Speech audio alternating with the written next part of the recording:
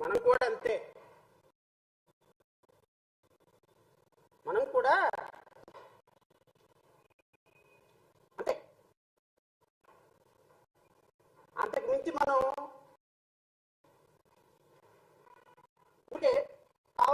ఇస్తే అదృప యాక్షన్ చేయడం వల్ల ఉపయోగం లేదు.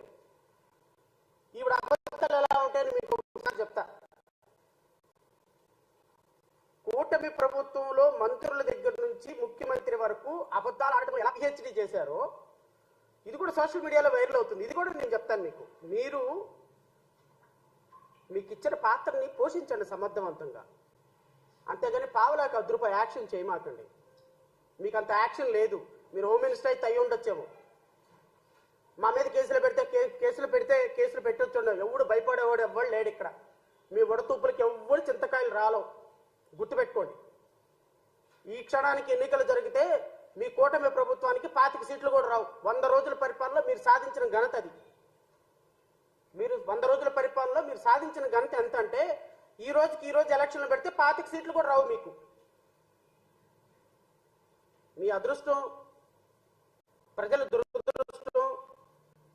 నువ్వు ఒక హోమ్ మినిస్టర్, ఆయన ఒక ఉప ముఖ్యమంత్రి, ఇంకో ఆయన మంత్రి, ఇంకో ఆయన ముఖ్యమంత్రి అయిపోయినారు. We are not డెనైయింగ్.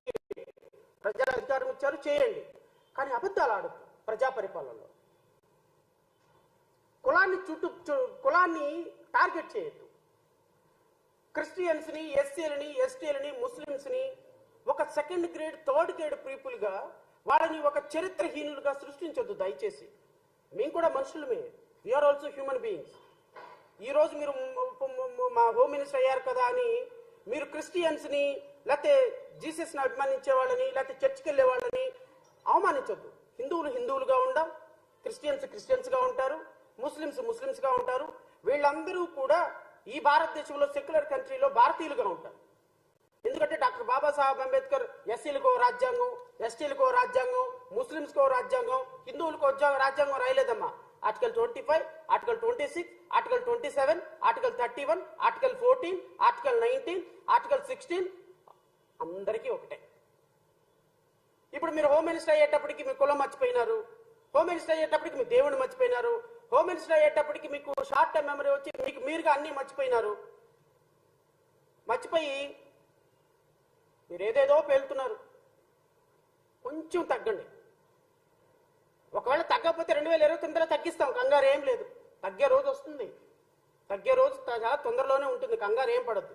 ఈవిడేముందో ఒకసారి విందాం. ఇక్కడ నుంచి మొదలు పెడతాను నేను ధైర్యంగా చెప్తాను, ఎస్ నేను హిందువుని, నువ్వు చెప్పగలవా? I'm very Christian. నేను ధైర్యంగా చెప్తాను, ఎస్ నేను హిందువుని, నువ్వు చెప్పగలవా? I'm very Christian. నేను మ్యారేజ్ ఇప్పటికీ కూడా నా బ్యాగ్ లో బైబిల్ ఉంటుంది, సేమ్ టైం నా కార్ లో బైబిల్ ఉంటుంది. బైబిల్ లేకుండా బయటకు వెళ్ళాను. నేను ధైర్యంగా చెప్తాను, ఎస్ నేను హిందువుని, నువ్వు చెప్పగలవా? ఎందుకమ్మా కల్తీ జరిగిందా లేదా అని ఎందుకు మారిపోయింది భాష ఎందుకు మారిపోయిందమ్మా? ఒకప్పుడు క్రిస్టియన్, ఇప్పుడు హిందూ ఎందుకు అయ్యారు? హోమ్ మినిస్టర్ అయ్యారు కాబట్టి. ఒకప్పుడు చర్చికి వెళ్ళేవాళ్ళు, ఇప్పుడు చర్చికి వెళ్ళలేదు, హోమ్ మినిస్టర్ అయ్యారు కాబట్టి. అంటే ఒకప్పుడు జీసస్ నమ్మితే చర్చికి వెళితే ఇప్పుడు హోమ్ మినిస్టర్ మీకు ఇవ్వరు కాబట్టి. అది ఒక చర్చికి వెళ్ళే వాళ్ళ ఆలోచనల్లో, వాళ్ళ బ్రతుకుల్లో, వాళ్ళు ఓట్లు వేయించుకొని వాళ్ళని ఎంతవరకు పెట్టాలో అంతవరకు పెట్టేటువంటి రాజకీయ నాయకుల పరిస్థితి ఇది. ఈ హోమ్ మినిస్టర్ గారిని అడుగుతున్నా నేను, అమ్మ మొన్నటిదాకా వరదలు వచ్చినప్పుడు ప్రకాశం బ్యారేజీని పడగొట్టడానికి ఉగ్రవాద శక్తులు వచ్చి ఒక 10 పడవలతోటి ప్రకాశం బ్యారేజీని పడగొట్టడానికి ప్రయత్నం చేసినప్పుడు దాన్ని రక్షించి, మీరు ఆ బోట్లను రక్షించి లక్షలాది మంది ప్రాణాలను రక్షించారు అని రక్షించడానికి ప్రయత్నం జరిగింది. దానికి నందిగాం సురేష్ ఎంపీ బోట్లు, మాజీ ముఖ్యమంత్రి జగన్మోహన్ రెడ్డి బోట్లు అన్నారు కదా. ఏమైందమ్మా ఎలిగేషను? ఎఫ్ఐఆర్ కట్టారా? వాళ్ళని అరెస్ట్ చేశారా? నందిగాం సురేష్ అరెస్ట్ అయి ఉన్నాడు కదా, పోలీస్ కస్టడీకి తీసుకున్నారా?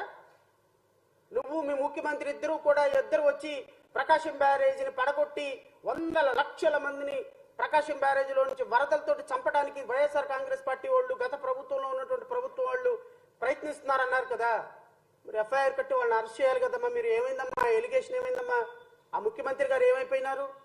ఆ మంత్రులు మాట్లాడిన మంత్రులు ఏమైపోయినారు? వాళ్ళ మీద ఎఫ్ఐఆర్ కట్టి అరెస్ట్ చేసి లోపలేసి అసలు ఆ బ్రిడ్జిని ఎవరు పగలగొట్టాలనుకున్నారు, కృష్ణమ్మ వరదల్ని ఆపడానికి, వరదలు రావడానికి కారణం ఎవరు అవ్వాలనుకున్నారు, ఏమన్నా అరెస్ట్ చేసి ఏమన్నా